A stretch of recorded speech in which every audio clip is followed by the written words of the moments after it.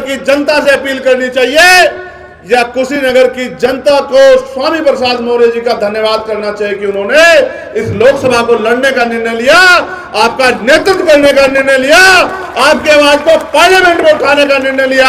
आप फैसला अपने आप करो। क्या धन धरती राजपाट में हिस्सेदारी मिली? मैं कह रहा हूं कि चुनाव तो यहाँ और बहुत सारे लोग लड़ रहे होंगे, अगर आपकी कोई वास्तविक आवाज है जिसके गले में सामंतवाद का, मनुवाद का पटका नहीं पड़ा, जिसका गला नहीं दबा, तो स्वामी प्रसाद मौर्य जी हैं। आप आंख बंद करके उनको वोट डालकर उनको पार्लियामेंट में भेजने का काम करो। आपने देखा होगा कि हमारे आने से इतना प्यार सामंतियों के अंदर पैदा हुआ कि जहां हमारा पंडाल लग रहा था वहीं कुछ गुंडे आके गुंडागर्दी कर दिए। हमारे एक साथी विशाल को, जो हमारे यूथ का जिला अध्यक्ष, उसको पीटे, हमारी गाड़ियां तोड़ दिए। रात को 2:30-3 बजे तक हमारे लोग थाने में बैठे रह गए, मुकदमा नहीं लिखा। हमें सुबह कप्तान साहब से बात करनी पड़ी, करोगे मदद। तो यहां मुस्लिम भाई भी, और मेरे बड़े भाई के रूप में जिनको मैंने बड़े लंबे समय तक बहुजन आंदोलन का झंडा बुलंद करते हुए सुना, देखा, माननीय स्वामी प्रसाद मौर्य जी का मैं धन्यवाद देता हूं कि उन्होंने मुझे यहां बुलाया और मुझे आपके बीच अपनी बात रखने का मौका मिला।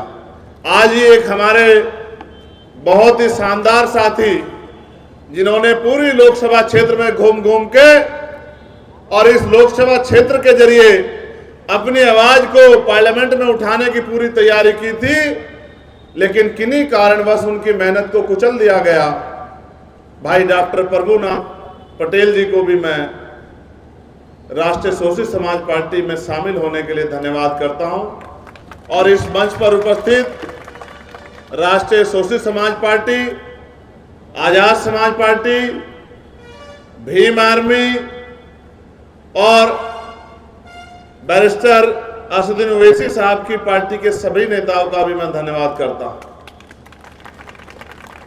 मेरे साथ चल के आए प्रदेश के महासचिव डॉक्टर आकिब साहब, अवनीश निगम जी, संजय राणा जी, भाई हमारे जिलाध्यक्ष राहुल चौधरी जी, और भीम आर्मी के जिलाध्यक्ष हमारे छोटे भाई अयोध्या जी, और जितने बाबा साहब अंबेडकर और माननीय काशीराम साहब के मिशन के सिपाही यहां उपस्थित हैं, मैं आप सबका भी धन्यवाद करता हूं।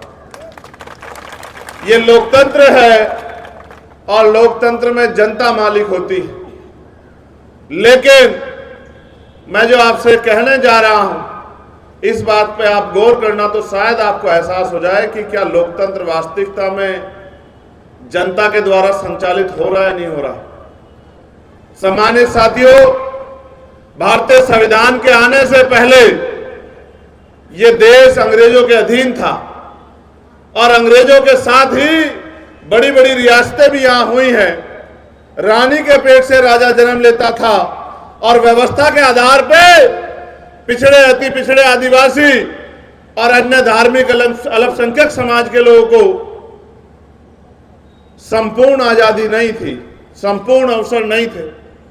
तमाम तरह की पाबंदियां, तमाम तरह के अवरोध लगा के उनकी तरक्की को रोका गया था, यहां तक कि स्वाभिमान सम्मान का जीवन जीने का अधिकार भी उनको नहीं था। कुर्सी में बैठने का अधिकार तो बहुत दूर की बात है। यह हमारे लिए सपना हो सकता है कि आजादी से पहले पाल, प्रजापति, कश्यप, सैनी, मौर्य, साक्य, कुशवाहा, बिंद, राजभर, केवट, मल्ला, जाट, गुजर, यादव, कुर्मी, चमार, वाल्मीकि, पासी, धोबी, कोरी, खटीक, नुनिया, चौहान, तमाम दलित, पिछड़ी, आदिवासी जातियों के लोगों को स्वाभिमान सम्मान का जीवन मिल जाए, ये सपना हो सकता था। कुर्सी में बैठ जाना तो बहुत दूर की बात। हमें धार्मिक स्थलों पर जाने की आजादी नहीं थी, स्कूलों में जाने की आजादी नहीं थी, शिक्षा ग्रहण करने की आजादी नहीं थी, युद्ध क्षेत्र में कौशल दिखाने की आजादी नहीं थी। लेकिन फिर व्यवस्था बदली, और व्यवस्था हाथ फैला के नहीं बदली, व्यवस्था बदलने के लिए संघर्ष हुआ, देश में आंदोलन हुए, और डॉक्टर बाबा साहब अम्बेडकर के हिस्से में आया भारतीय संविधान का निर्माण। और मैं धन्यवाद देता हूं उस पल को, उन सभी सहयोगियों को जिनमें संत राम बीए प्रजापति जी को भी हमें याद करना पड़ेगा कि उनका बहुत बड़ा जाति पातिक तोड़क मंडल बनाया। और बाबा साहब अंबेडकर जब उस सभा में नहीं बोल पाए तो उन्होंने किताब लिखी एनिहिलेशन ऑफ कास्ट, जाति का विनाश, उनका भी योगदान है। तो महसूस कीजिए, इतने अंधेरे में उजाले की किरण 26 जनवरी 1950 को हमारे जीवन में आई और यह तय हुआ कि रानी का बेटा राजा नहीं बनेगा, राजा वो बनेगा जिसको जनता बैलेट से वोट देके भेजेगी।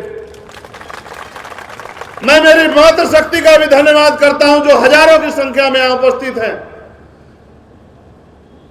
मातृशक्ति है तो जीवन है और हम तो ऋणी हैं। आप जैसी मां ने हमें जन्म दिया, अगर ये मां ना होती तो हमारे जीवन में हमारा जीवन नहीं होता, हमारा छोड़िए किसी पुरुष का जीवन नहीं होता। मैं मातृशक्ति का भी धन्यवाद देता हूं। ये लोकतंत्र है। जब बाबा साहब ने वोट का अधिकार दिलाया, अगर आप कॉन्स्टिट्यूशन असेंबली की डिबेट पढ़ोगे तो आपको पता लगेगा कि जो स्थापित लोग थे वो विरोध कर रहे थे। उनका विरोध यह था कि वोट देने का अधिकार उनको मिले जो पैसे वाले हैं, वोट देने का अधिकार उनको मिले जो लगान देते हैं, जिन पे जमीन है, जो जमींदार हैं, वोट देने का अधिकार उनको मिले जो शिक्षित हैं, वेल एजुकेटेड हैं, जो उद्योगपति हैं। लेकिन बाबा साहब ने कहा कि चंद लोग अगर फैसला करेंगे तो ये लोकतंत्र नहीं बन पाएगा। असल लोकतंत्र तब बनेगा जब जनता फैसला करेगी और बहुसंख्यक लोग अपने मत से फैसला करेंगे कि कुर्सी पे कौन बैठेगा। जब हम आजाद नहीं थे तब हमें मजबूरी में कुर्सी पे बैठने का मौका हमारी जिंदगी में नहीं था, लेकिन आज तो हम लोग पढ़े लिखे जागरूक समझदार हो गए हैं और हमारे महापुरुषों ने भी समझाया कि अगर हमसे गलती हो जाए तो आप गलती मत करना। आप मुझे बताओ कुशीनगर के लोगों, आज स्वामी प्रसाद मौर्य जी को कुशीनगर की जनता से अपील करनी चाहिए या कुशीनगर की जनता को स्वामी प्रसाद मौर्य जी का धन्यवाद करना चाहिए कि उन्होंने इस लोकसभा को लड़ने का निर्णय लिया, आपका नेतृत्व करने का निर्णय लिया, आपके आवाज को पार्लियामेंट में उठाने का निर्णय लिया। आप फैसला अपने आप करो। पिछले 10 साल से भारतीय जनता पार्टी को आपने मौका दिया, इस बात के साथ मौका दिया कि वो आपके दुख दर्द दूर करेंगे। और उन्होंने कहा, देश के प्रधानमंत्री ने कहा कि मैं पिछड़ी मां का बेटा हूं। लेकिन आप बताओ, क्या पिछड़े वर्ग की एक समस्या हल हुई? क्या मंडल कमीशन की बाकी सिफारिशें लागू हुई? क्या 27% मिलने वाला आरक्षण बढ़ के 52% हुआ? क्या धन धरती राजपाट में हिस्सेदारी मिली? जो मिला था, जो मिल रहा था, उसको भी छीनने का काम इस सरकार ने किया। उदाहरण के तौर पे हम यूपी की बात करेंगे, 69,000 शिक्षक भर्ती हुई, 20,000 पदों पे हमारी हिस्सेदारी में घोटाला हुआ, आपने देखा होगा। और 20,000 पद जिन पे दलित पिछड़ों के बच्चे कुर्सी में बैठ के, क्योंकि हमारे लिए नौकरी नहीं है, हमारे लिए नौकरी अवसर है अपने समाज का हाथ पकड़ने का और अपने समाज को स्वाभिमान सम्मान की जिंदगी देने का। तो वो नौकरी मिलती तो 1 लाख परिवारों के जीवन में अवसर पैदा होते, उनसे मार्गदर्शन लेके अगले 1 लाख लोग तैयार होते। अभी मेरा एक छोटा भाई जिसने मुझे कागज दिया, नाम है अनिल कुमार, 6800 शिक्षक भर्ती में चयनित है। हमसे लिखा अगर ज्वाइनिंग मिल जाएगी तो 10,000 रुपए मैं आजीवन पार्टी फंड में जमा करूंगा। आप महसूस करो, उसकी दिल की इच्छा बड़ी मजबूत है। लेकिन ये 20,000 पद हमसे छीने किसने? उत्तर प्रदेश की सरकार ने, उनके शिक्षा मंत्री ने अपराध किया। हमने 4 दिन खुले आसमान में इको गार्डन में आंदोलन किया और एक बड़ा आंदोलन करके सरकार के घुटने टिकवा के 6,800 नौकरियां, नियुक्तियां रिलीज कराने का काम किया। और जब वो नियुक्तियां रिलीज हो गई, पाल, प्रजापति, कश्यप, सैनी, मौर्य, साक्य, कुशवाहा, बिंद, राजभर, केवट मल्ला के बेटे को, कुर्मी पटेल के बेटे को जब नौकरी मिलने का नंबर आया तो यही सरकार कोर्ट चली गई और 6,800 नौकरियों पे स्टे लगवा दिया। करना यह चाहिए था कि उस भ्रष्ट शिक्षा मंत्री को जेल भेजना चाहिए था 420 का मुकदमा लगा के, जिसने हमारा अधिकार छीनने का काम किया। लेकिन अधिकार छीनने वाले को जेल ना भेज के हमारे बच्चों को सजा देने का काम किया। मेरे पिछड़े समाज के लोगों, दलित समाज के लोगों, हमारी बहनें बच्चियां जब अपने हक की आवाज उठाने गई तो उनको लाठियों से पीटने का काम किया होगा। कई बहनें ऐसी थी जिनके हाथ टूट गए, जिन्होंने छोटे छोटे बच्चे गोद में लिए हुए थे।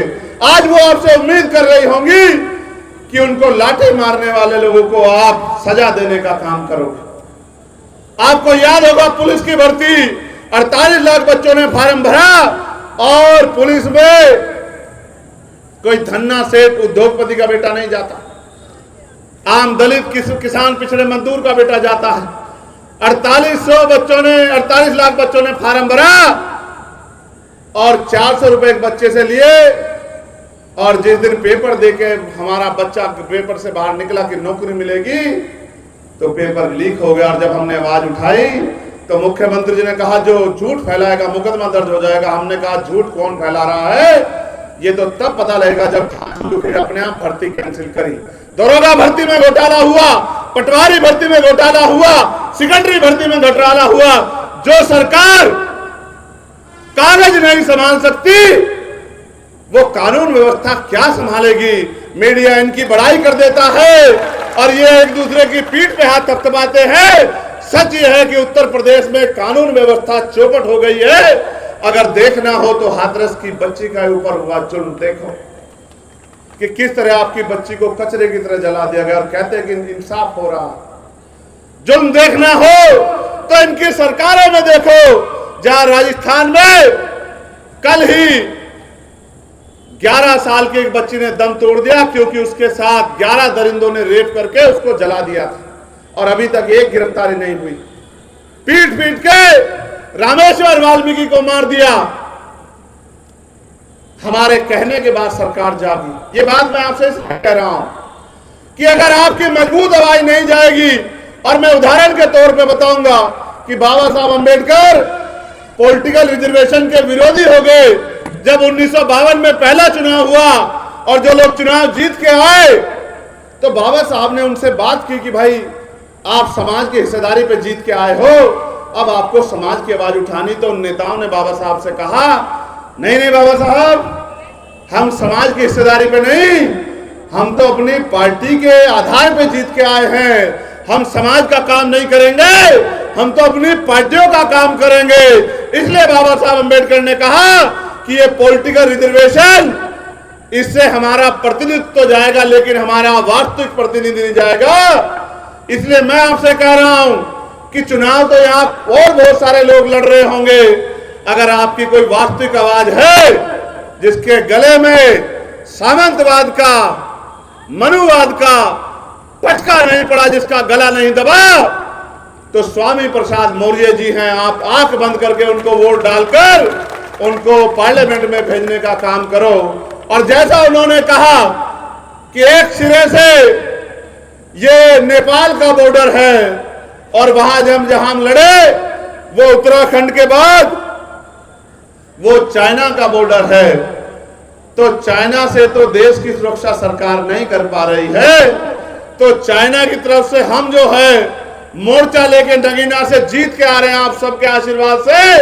और यहां से भी स्वामी प्रसाद मौर्य जी को गन्ना किसान के बटन को दबाकर इनको पार्लियामेंट भेजने में अगर आप मदद करा दो तो आपका ये एहसान चंद्रशेखर आजाद जिंदगी भर उतारेगा, ये मेरा आपसे वादा है।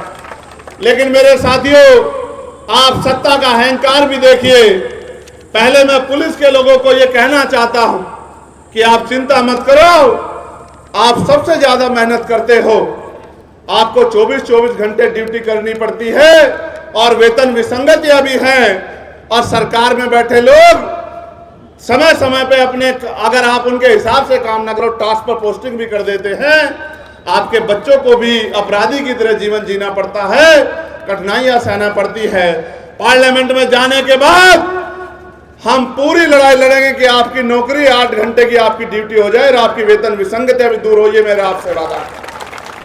लेकिन कभी कभी आप संविधान के विरोध में जाके काम करते हो, ये अच्छा नहीं है। कल रात आपने देखा होगा कि हमारे आने से इतना प्यार सामंतियों के अंदर पैदा हुआ कि जहां हमारा पंडाल लग रहा था वहीं कुछ गुंडे आके गुंडागर्दी कर दिए। हमारे एक साथी विशाल को, जो हमारे यूथ का जिला अध्यक्ष, उसको पीटे, हमारी गाड़ियां तोड़ दिए। रात को 2:30-3 बजे तक हमारे लोग थाने में बैठे रह गए, मुकदमा नहीं लिखा। हमें सुबह कप्तान साहब से बात करनी पड़ी, तो उन्होंने हमें कानून बताया, तो हमने वकील होने के नाते उनसे कहा कि भाई ठीक है, अब उत्तर प्रदेश पुलिस हाईटेक हो गई है, बिना FIR दर्ज किए जांच करने लगी है। ये तो बहुत अच्छी बात है, इसके लिए तो बाबा का बहुत बहुत धन्यवाद करना चाहिए। लेकिन सम्मानित साथियों, आपको नहीं लगता कि सरकार बदलती रहती है? ये तो लोकतंत्र है, यहां कोई परमानेंट नहीं है। और मैं आपको विश्वास से कहता हूं कि आने वाले समय में हम गली गली गांव गांव जाके बिखरे हुए बहुजन समाज में भाईचारा पैदा करके और 2027 में ऐलाने जंग करेंगे भाजपा की उत्तर प्रदेश की सरकार के खिलाफ। और आप याद रखना कि रिटायर आप इतनी जल्दी नहीं हो रहे हैं, हमारे नेतृत्व में काम करना पड़ेगा। मेरी बात को आप याद रखना। हमें अपने ऊपर घमंड नहीं, भरोसा है, और हमें इस सोए हुए बहुजन समाज पे भी भरोसा है कि ये ज्यादा दिन तक गुलामी की बेड़ियां अपने ऊपर रख के नहीं जिएगा, ये गुलामी की बेड़ियों को तोड़ देगा। आज इस देश में क्या मिल रहा है आप जानते हो? ये जो अनाज मिलता है, इसका पैसा कहां से आता है? इसका पैसा सरकार जेब से लाती है क्या? इसका पैसा आपके टैक्स के पैसे से आता है। GST 28% है।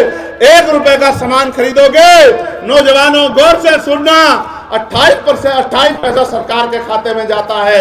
एक मध्यम वर्गीय परिवार 10,000 रुपए का सामान अगर महीने में खरीदता है तो 2800 रुपए सरकार के खाते में जाते हैं, और वो 400-200 रुपए का राशन देके इस तरह दिखाने का काम करती है कि बहुत बड़ा काम कर रही है। मैं आपको ये नहीं कहता कि राशन मिलेगा नहीं मिलेगा, लेकिन मैं आपको विश्वास दिला के कहता हूं कि आपके क्षेत्र में इंडस्ट्रियल एरिया लग के पढ़े लिखे नौजवानों को रोजगार मिलेगा मिलेगा, इस बात की गारंटी हम देते हैं।